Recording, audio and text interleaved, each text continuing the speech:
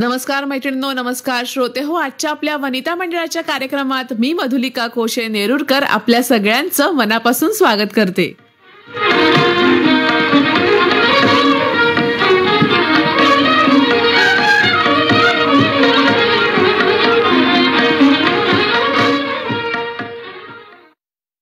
मैत्रिणींनो, श्रोते हो, निसर्गाचं रक्षण करणं, संरक्षण करणं ही आपली सगळ्यांची जबाबदारी आहे. निसर्ग म्हटलं की आपल्या सगळ्यांच्या डोळ्यासमोर येतात ते म्हणजे डोंगरदऱ्या, समुद्र आणि गड किल्ले. आपल्या महाराष्ट्राला छत्रपती शिवरायांचा इतिहास लाभलेला आहे, ज्यांनी या गड किल्ल्यांचं रक्षण प्राणपणानं केलं. अशीच एका गडाची गोष्ट आता आपण ऐकूया. गोष्ट हिरकणीची. लेखक विश्वनाथ खैरे, नाट्य रूपांतर आणि प्रमुख भूमिका दीपाली कात्रे, सहभाग सुभाष इंजेवार, संदीप लोखंडे, नेहा खरे, सुहिता मराठे आणि सुशील जाधव. निर्मिती सहाय्य सुहिता मराठे. सादरकर्त्या नेहा खरे.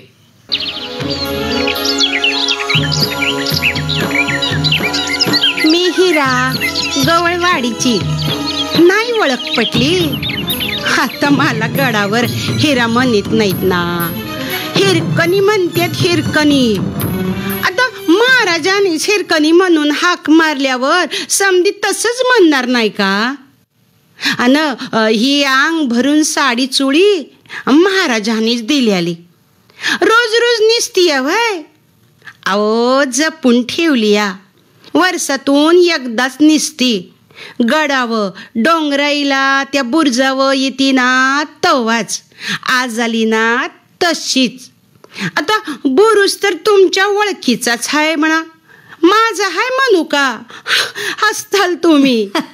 नाही हसायचं ग. हिरकणीचा बुरुज म्हणलं तर मात्र नाही हसायचं. अहो, मीच ना ती हिरकणी. हिरकणी तू भय? वरमाईगत साडी निसून म्हणले मी, पण बुरुज माझा नाही, उभा कडा माझा होता. आता तुम्हीच सांगा बरं, वरमाईगत साडी निसून ही हिरकणी बुरजावर न उतरल का?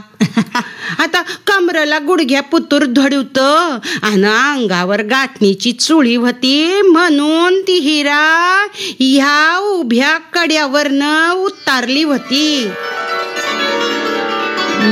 आली ग हिरकणी. देवीला येती नव तू? येते थांब ना जरा. आता गोष्टीतली गोष्ट आहे बघा. आज बुरजावर आली ना म्हणून सांगती. कोणती ग गोष्ट? अहो, रोजच्या शान गोठ्यात अन धारा पाण्यात दिवस रात कवा जाती कळत नाही. अन कोणाला सांगायचं अन कोण ऐकायचं ग? आता तू पुसलं म्हणून सांगते बाई. वय वय, सांग ना, सांग सांग. तर मी गवळवाडीची हिरा. गडाच्या बाजूला आमची वाडी. आता पाचाडावरनं डोंगराच्या असं बगलनी जायचं. 10 घरांची हाय ना ती वाडी? तिथंच माझं घर. आमच्या घरात म्हणजे ना सासू, सासरा, दीर, नंदा कारभारी बी. मी तशी पोरवयातच सासरी आली बर का ग हिरे? आता बाई माणसाला चुकलंय का ते?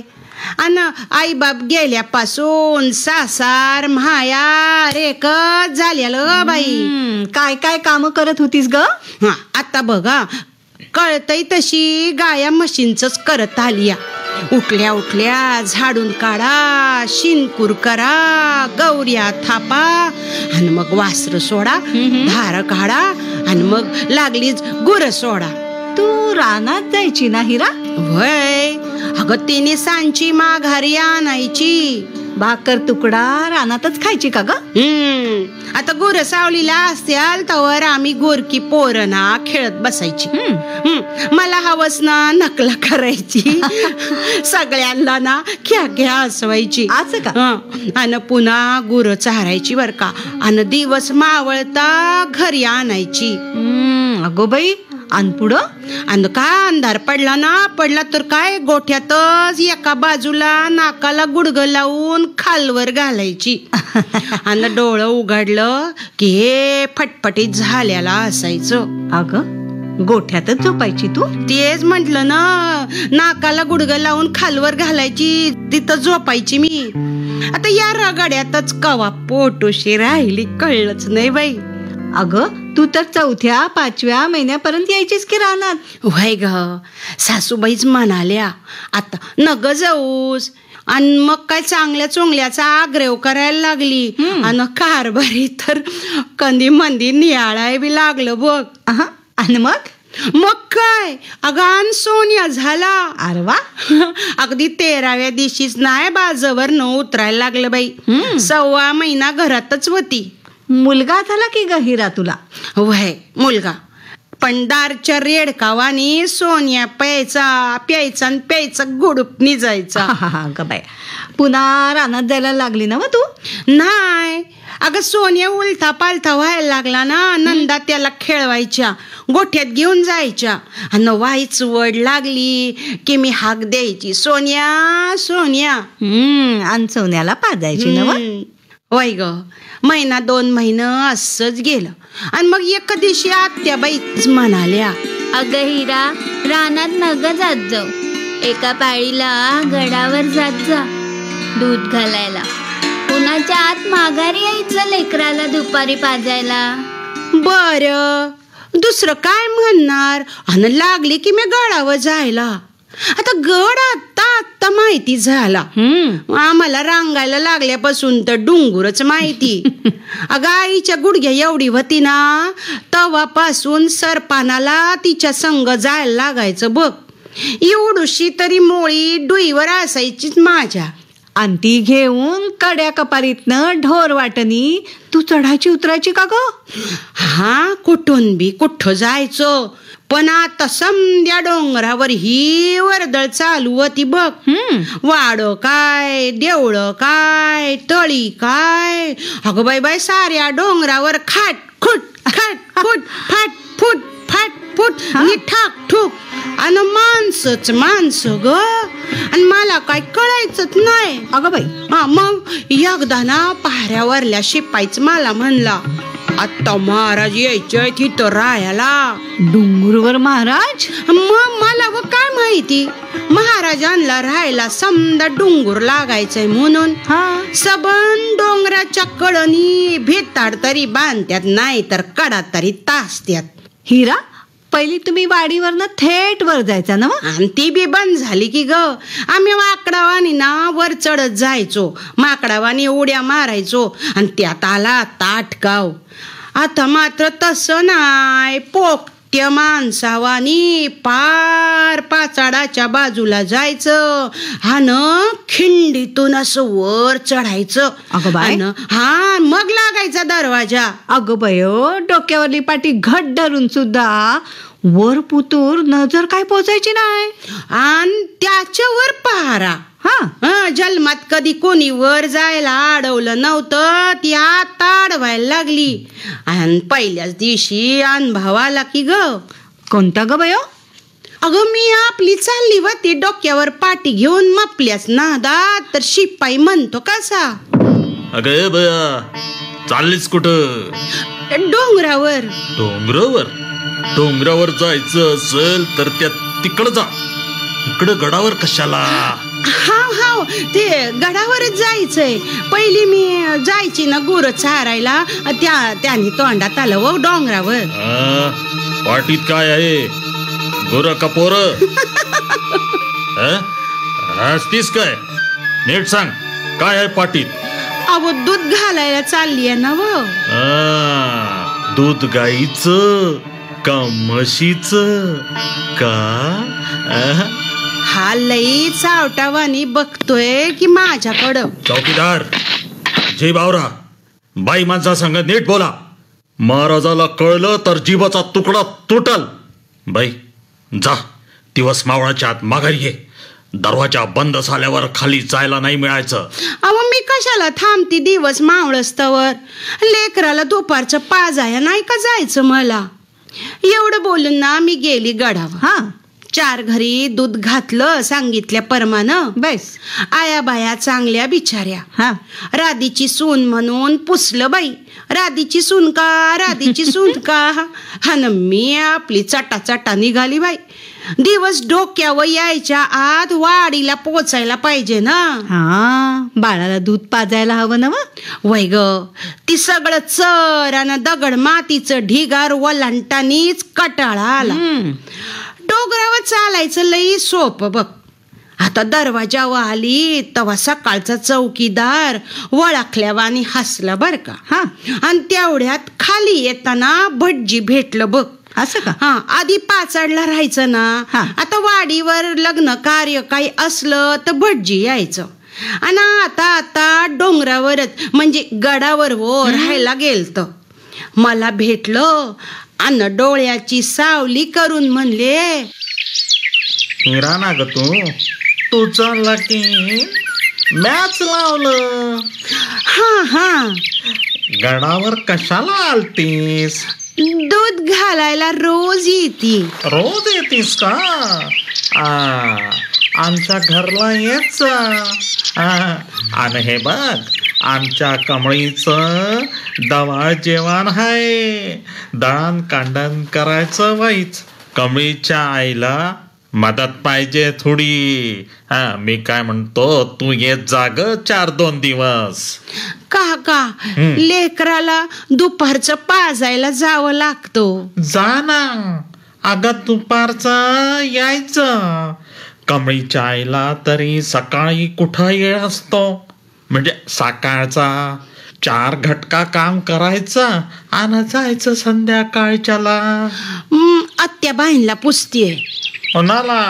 राधीला. अगो, तिचं लागेल मॅच लावलं, ते काय नाही म्हणते. का ग हिरे, मग जाऊ लागली का तू 2 वेळेस? वय, पण कारभारी नाराज होत. असं का? सासूबाई म्हणल्या, कावळ्याला न गावळ्याला डोंगरावर जायचा त्रास वाटतो का सांग. जाईल 4 रोज हिरा 2 बारीला. सकाळच्याला दरवाजाच्या जवळ पेठला जायचीस आणि दुपारच्याला पार तिकडे जायला लागलीस ना. वय तर दुपारच्याला लई लांब चालायला लागायचं बघ.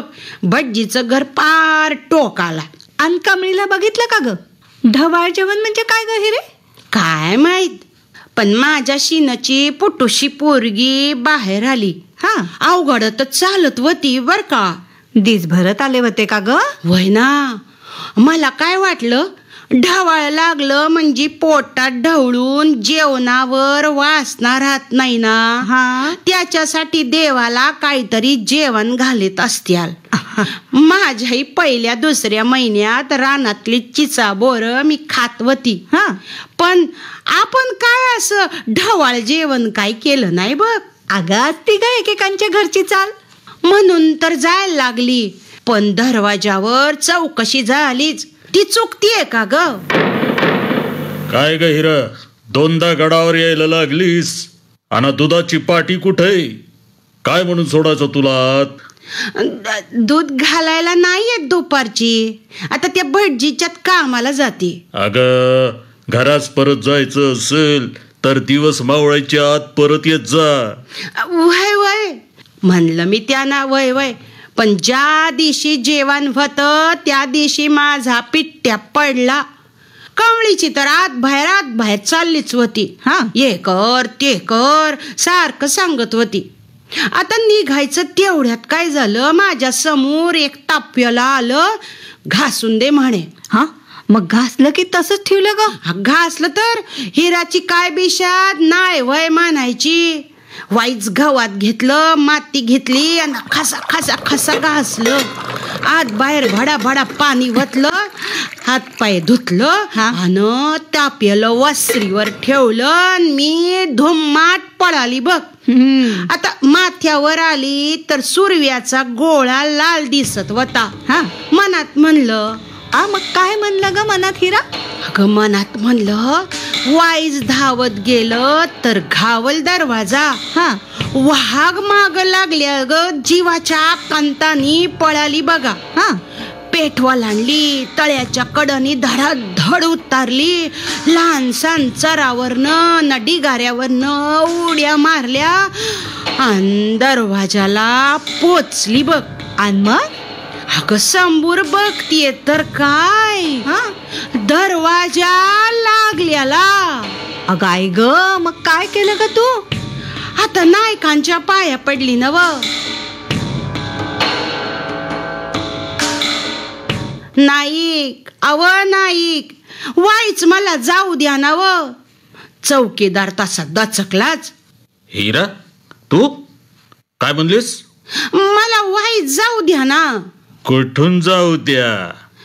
वाईच दरवाजाला फट करून द्या, मी जाईन मांजरी गत. अगं माझ्या आई, तो जाशील मांजरी गत आणि मला दिशील वाघिणीच्या तोंडात. दरवाजा कवाचा बंद झाला ठाव आहे का तुला? आता मी निघाली तेव्हा दिवसभर होता हो. अगं येडे, तू तिकडच्या वाड्यावर न आलीस नव? त्या चढावावर न दिसला तुला सूर्यवर. दरवाजाच्या मोर एवढा मोठा डोंगर, इथं दिवस आधी मावळायला जातो. तुमचं खरं हो, पण काहीतरी करा ना हो. हिरे, महाराजांचा कायदा माहिती नाही तुला? दिवस मावळता दार झाकलं पाहिजे, आगळ लागली पाहिजे. आता दिवस उगवस्तवर देव बाहेर येऊन उभा राहिला तरी त्याला आत येऊ देणार नाही, आणि आतून स्वतः महाराज आले तरी त्यांना बाहेर जाऊ देणार नाही. स्वतः महाराज? ते कशा पै येत्यात? वय वय, येत्यात कवा कवा परीक्षा बघायला. एकदा आलत असच तुझ्यावानी.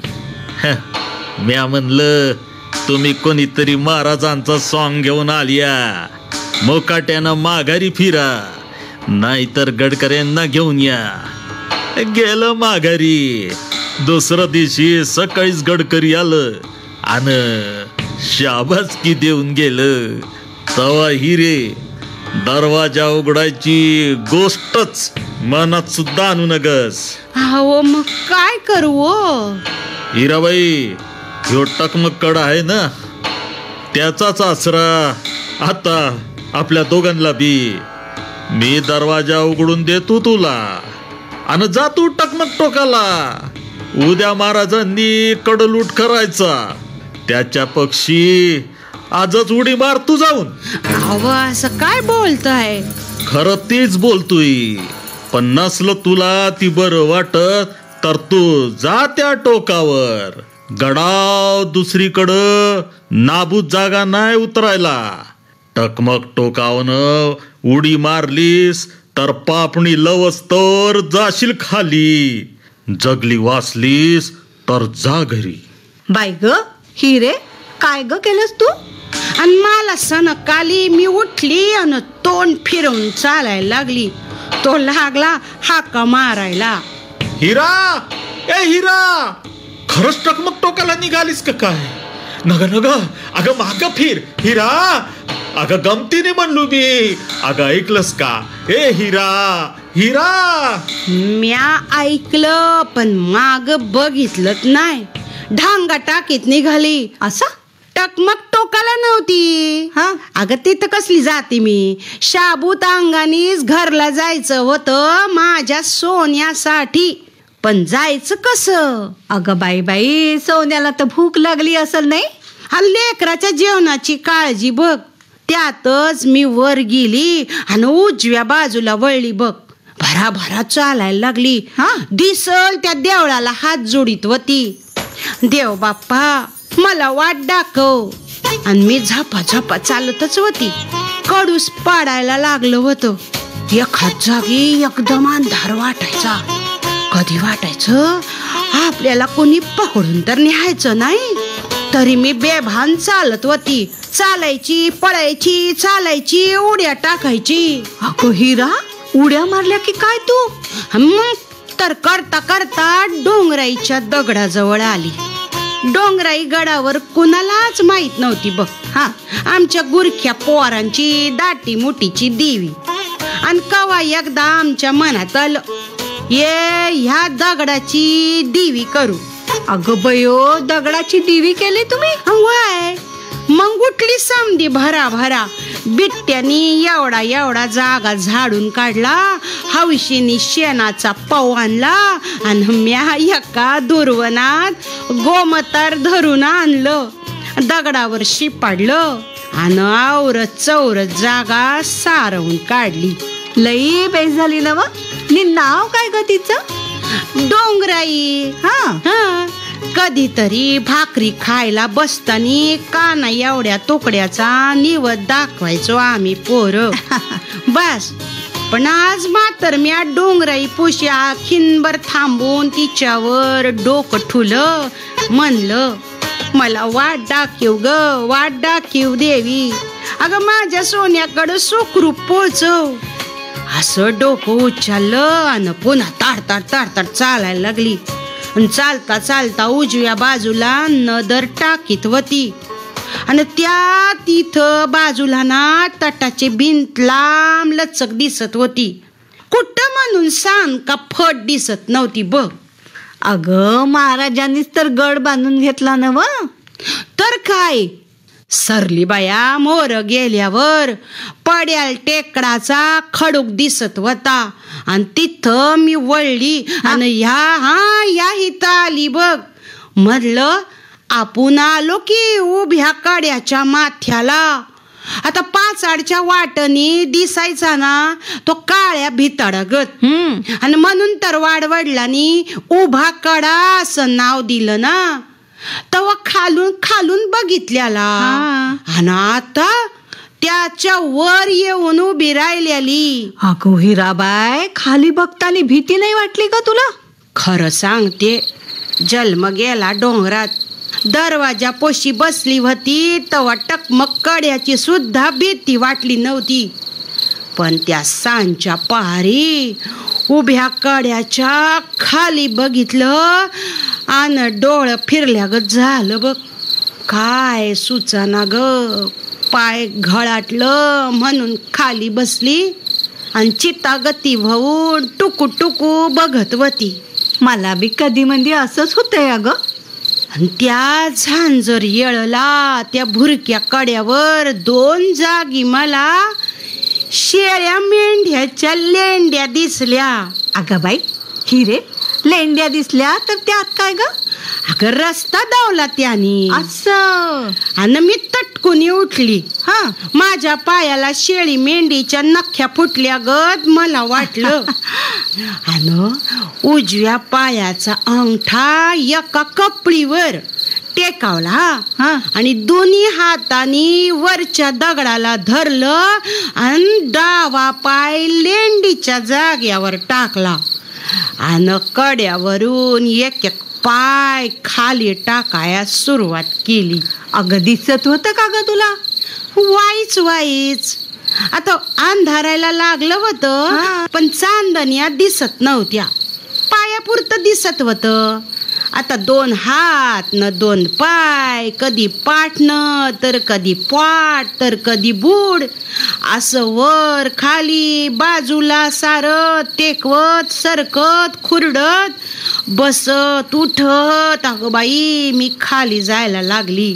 अगं हिरे, पण हा बुरुज दिसतोय तो. अग हा बुरुज आत्ता झाला आणि कडा बी आत्ता तासून काढला. तवा कराळ होता पण इतका थाट नव्हता. शेरडीचं खूर टेकवायला आधार होता थोडा थोडा. तेवढा आधार नद्रनी टिपायचा. अगं बयो, पुढलं सांग ना. कुठं हरवलीस तू? अंगावर काटा चढतोय सांगती तर. आणि हातापायाची बोट तिथं टेकवायची. कवा ईदभर, कवा हातभर तर कवा परसभर उतरायचं. कवा वाईच बाजूला वरबी चढावं लागायचं. घसरून खाली जायचं नाही एवढंच बघायचं. आता अंधार वाढायला लागला. थोडा वेळ काळूख वाटलं. पण बरंच झालं, लांबचं दिसायचंच नाही ना. काय बे तुझं, अंधाराला घाबरतो ग जीव. व्हय अगं, पण काळुखामुळे कडा खाल वाटायचाच नाही बघ. त्यांनी सगळं ध्यान पाया पुरत. खडा दगूड कपार गवा जुडूब याच्याशिवाय काय म्हणता काय दिसत नव्हतं. आणि सोन्याची सुद्धा सुदबुद नव्हती बघ. काय म्हणतेस, सोन्याला बी विसरलीस? अगं पण कडा उतरली, पाचाडच्या वाटला आली आणि मग माझ्या पायातल्या नख्या निघाल्या जणू आणि माझं पाय लटा लटा कापायला लागलं. अगं बाय हिरे, चरभरीत वाटवर पाय घसरला आणि कस तरी करून भुईवर बसली. पिंढराला आणि कोपराला लागलं होतं, त्याचा वाईच ठणका बी लागला. अगं हिरे, पण हळूहळू पाय कापायचं थांबलं आणि सोन्याची आठवण झाली आणि जी डोळ्याला धार लागली ती काय कळना. अगं अगं अगं अगं हिरे हिरे थांब, डोळं पुस ग आधी. वय वय वाईच वाढूळ वाहून दिलं डोळं. मग मपलं, म्याच मनाला समजावलं. डोळं पुसलं, उभी राहिली तर कड्याकडं तोंड झालं. अंधुक अंधुक दिसत होता. मला वाटलं जणू आभाळाला टेकलाय. एवढा गत गेल्या ग दंडवत घातला त्याला आणि सोन्याच्या वडीनं वाडीच्या वाटकडं चालायला लागली. पाय झापा झापा झापा पडायला लागलं. वड्याच्या जवळ जवळ आली तेव्हा वाट घावली मला आणि मग मी सुसाट पळत सुटली. अंगणातून अशा धापा टाकीत उंबऱ्यात आली बघ. हिरे, अगं एवढ्या रात्री? बाई बाई बाई, मला तर भ्याच वाटलं. अगं कधी नाही, ती घरात दगडी दिव्याचा उजेड मिनमिन करीत होता आणि ननन भावांच्या आळशा पडल्या होता तिकडं. आत्याबाई तेवढ्या जाग्या. काय म्हणल्या ग त्या? आत्याबाई सोन्याला मांडीवर घेऊन बसलेल्या. सोन्या दीनवाणी निजल्याला. ही समज मी आता सांगती खरं तुला, पण तवा मला दिसलं होतं का नाही कुणाल ठाव. मी फटकन खाली बसली. सोन्याला असा वडून घेतला आणि थानाला लावला. अगं बरं, झोपेत होता ना व सोन्या? झोपेतच होता, पण दुधाचा पहिला वगूळ त्याच्या गालावरून खाली गेला. आत्याबाई एकटं गपचीप बघत होत्या. एकदमच म्हणल्या, आली ग गाय माझी गोठ्याला आली ग. आणि त्याने माझ्या कांशिलावर हात फिरवून स्वतःच्या कांशिलावर कडाकडा बोट मोडली. त्यांच्या डोळ्यातनं घळाघळा धारा लागल्या. अंधी धंदा कारभारी ते समजा कुठं होतं? अगं एक एक करत जाग्या व्हायला लागल्या. सगळ्यांनाच बोलायचं होतं. ननन म्हणली, लेकरांनी रडून रडून गोंधळ घातला. जलमल्यास इतका कधी रडला नव्हता. थोरा पोराशी समजानी काय काय केलं, पण रडायचं थांब ना. वहिने, का ग उशीर झाला? ए सोन्या, आवरणान दादा बी लागल्या तानतन करायला. अगं धाकला दीर व्हायच खट्याळ. आता दादा गत आवाज काढून बोलायला लागला. हे बसली की काय चौकीदारा संग गप्पा मारीत? का राहिली भटजींच्या घरी? तर वहिने, म्या म्हणलं दादा त्यांच्या घरी बारसं नाही, खोळ्याचं जेवण आहे, तर माझ्याच मागे लागल्या चिप्पाड घेऊन. पिऱ्या, तू नुसत्या नकलाच सांग. वहिनीला वाटर दादाला तिची काळजीच नाही. वासरू कसं दावत तोडताना उधाळता तसा धावत गेला गडाच्या वाटणी. आबा म्हणत्यात, अरे जपून जा, येईल इतक्यात. होतो वाटणी काहीतरी खोळंबा. पण ऐकायला दादा कुठे? वड्याच्या पांदीला पोचला होता. तुला भेटला का ग? अगं नाही भेटला. असं म्हणस्तवर बाप लेकाचं बोलणं मला मोठ्याने ऐकू आलं. खिंडीच्या मोर कोसभर गेलतो. मागमूस नाही, वाटणी ह्याला त्याला पुसत गेलो. पारा मागली धुरपी गवऱ्या घेऊन गेलती. ती माघारी येत होती. मला म्हणली, दुपारा आम्ही संगच गेलतो. म्या म्हणलं बी होतं, हिरा जाताना बी संगत जाऊ, तर ती आलीच नाही बघा. 5 वरचा एक जण भेटला. म्हणला, ए भल्या माणसा, आता वर जाऊन काय दरवाजावर डोकं आपटून घ्यायचं का? जा आपला घरी जा. तुम्ही हिराला आणल्याखेरीज घरात पाऊल टाकणार नाही. अगं माझ्या डोळ्यावर उजेड होता म्हणून म्या अंधारात तोंड फिरवलं अन मनगाटाने डोळं पुसलं. इकडं दीर म्हणतो कसा. अरे दादा, मग तर तुला घरात कधीच नाही येता यायचं. तेवढ्यात सासरं गराजलं. आत्याबाई लगबगीने उठल्या. दीराच्या पाठीत योग धपका घातला आणि दारात जाऊन म्हणल्या, अव तुम्हीच नका वाईट वक्त बोलू. आत्या दोघं बी. हिरा आली. आली हिरा? मग मला कशी भेटली नाहीस? तंगड्या मोडल्या माझ्या. मला चुकवून का आली सांग? आता ग बया, अंगणात कसा अन उंबऱ्यात असा. आता काय सांगू मी याला. नशीब माझं, मला काही सांगावंच लागलं नाही. ननंदच उसाळली म्हणाली, दादा आत्ता नवाजला म्या तुला वहिनीच्या मोर. घरात पाय नव्हता टाकायचा तुला वहिनी खिरीज. आणि घरात दिसली ना दिसली की केवदार तू यास. वय, माझ्या तंगड्या मोडल्या तिला शोधून. तेच म्हणते मी, तुझ्या तंगड्या मोडल्या आणि ती काय पालखीत बसून आली वय रे. वाईस तिच्याकडे बघ तरी. नगभर जागा शाबूत आहे का? दाव तिच्या अंगावर. तिच्या दादानी बघितलं का नाही कोणाला ठाऊक. म्या मात्र पहिल्यानीच हातापायाकडे बघितलं. चिलाराच्या फांदीने खरारा केल्यागत आंग झाल्यालं समद. तेवढ्यात सासऱ्याने गाडी सावरली. बर हिरा, पोरी हाड वाटणं आलीस तू. लय धारिष्ट ग तुझं. दे अगं, तिच्याकडे नुसती बघतच राहिलीस वय. अगं पाणी ठेव चुलीवर, व्हायच शेक तरी तिला. अगं पितळीत भाकरी न दूध आणून ठेवलं नंदेने माझ्या मोर. असं 4 घास खाल्लं बघ. बेस. हा तर धीरच असा समोर बसला आणि मला म्हणतो, कसं वहिने काय झालं सांग तरी. आणि मग काय मी सांगितलं. अव काय नाही, भटजीकडून निघायला उशीर झाला न दरवाजा बंद झालेला. चौकीदार मुळीच तयार नाही येऊन द्यायला. म्हणून फिरली माघारी, गेली डोंगराच्या टोकाला. उभ्या कड्याच्या माथ्यावर बसली तर खालच्या बाजूला शिर्डीच्या लेंड्या दिसल्या. म्हणलं शेरड करड उतारत्यात हिथून तर जाऊ आपण बी. आणि उतरली की व धडपडत. अहो पालखीत नाही आली खरंच आहे, पण म्या काय दरवाजावल्या नाही कागद मोठी लढाई नाही मारली. अगं बढाई मारता येत नाही तुला वहिने. लढाई काय मारणार तू? पण दादाला चुकवून का आलीस ती तर सांगशील का नाही? आता मी काय बोललीच नाही बघा. सासूबाईंनी सगळ्यांना झोपायला पाठवलं. मी बी सोन्याजवळ कलांडली. उठली तेव्हा दिवस उगावल्याला होता आणि सोन्या माझ्या बाजूला खिदळत होता. घटका भऱ्याने मी पाटी भरली आणि गेली रोजच्या सारखी. मनात हेच की दुपारून काही पुन्हा वर जायचं नाही. पायऱ्या चढत मपल्याच नादात तर गडावर बरोबर, पण गडावर तसं चालत नाही. तुला तर हे बघ, मी तुला आज जाऊ देणार नाही.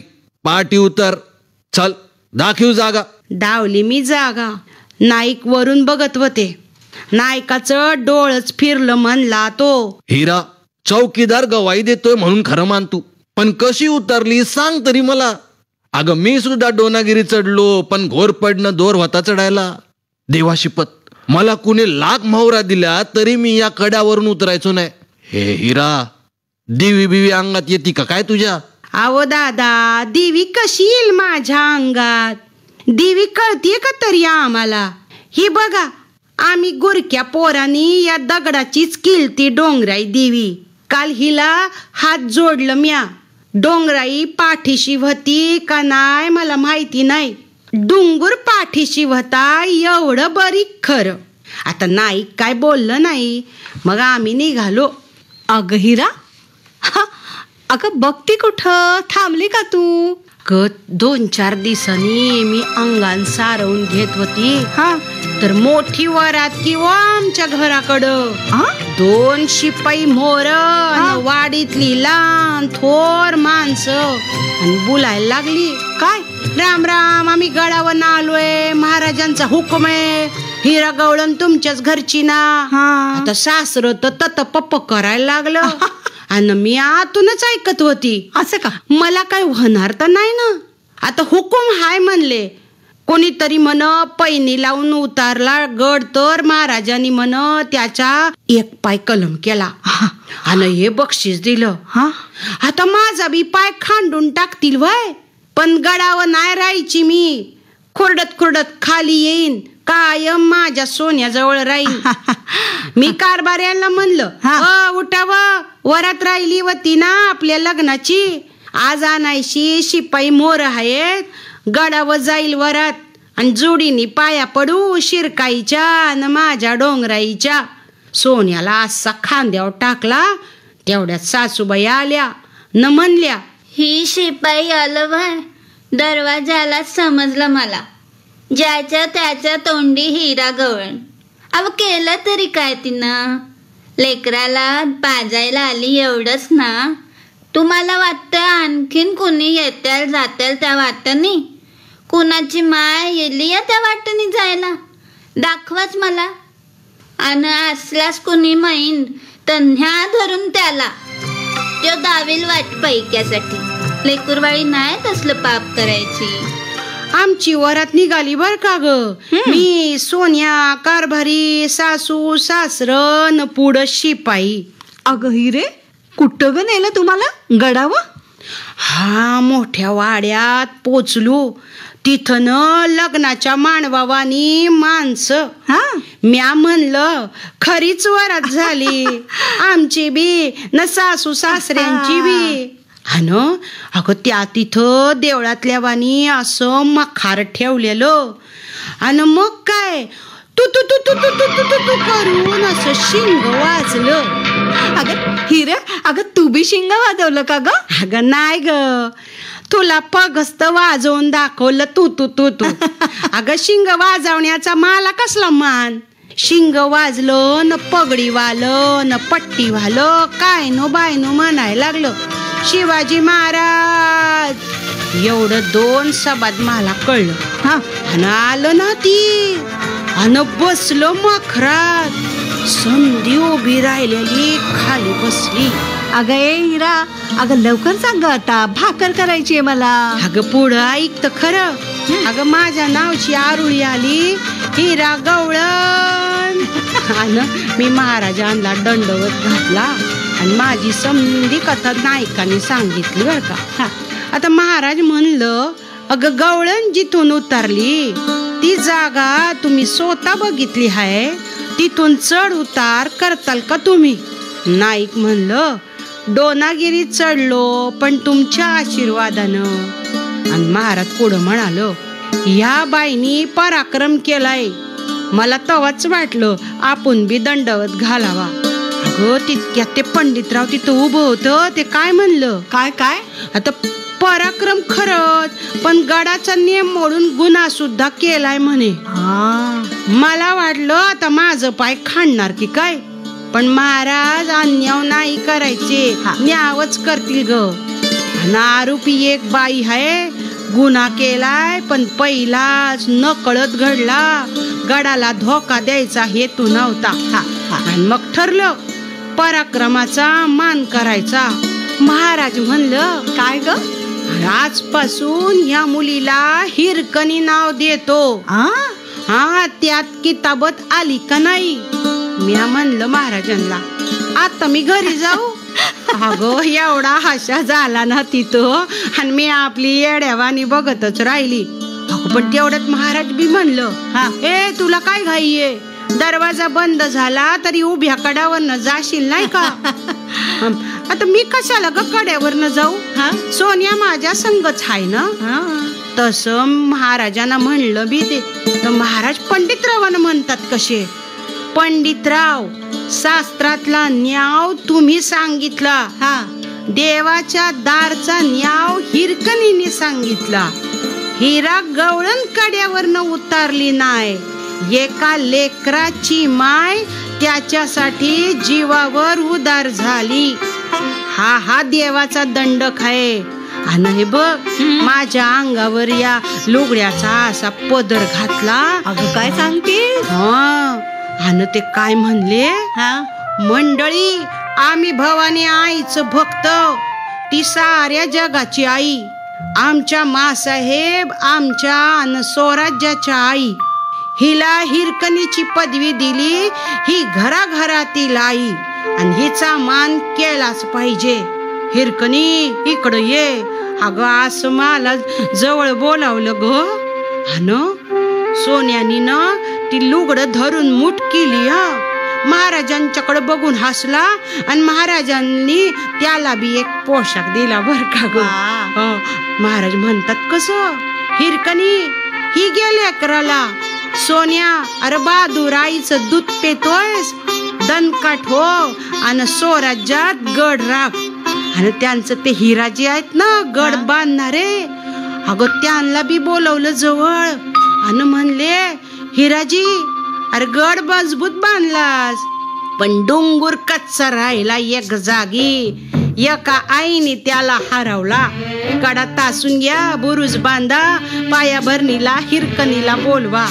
आणि अगं बुरुजाला नाव दिलं. काय ग, काय नाव दिलं? अगं हिरकणीचं बुरुज. हिरकणीचं बुरुज. लय जाग. तर असं माझं बारस झालं. हिराची हिरकणी झाली. आणि काय मग ओळखलं ना मला, मी हिरा गवळवाडीची. हिरकणी म्हणतात मला.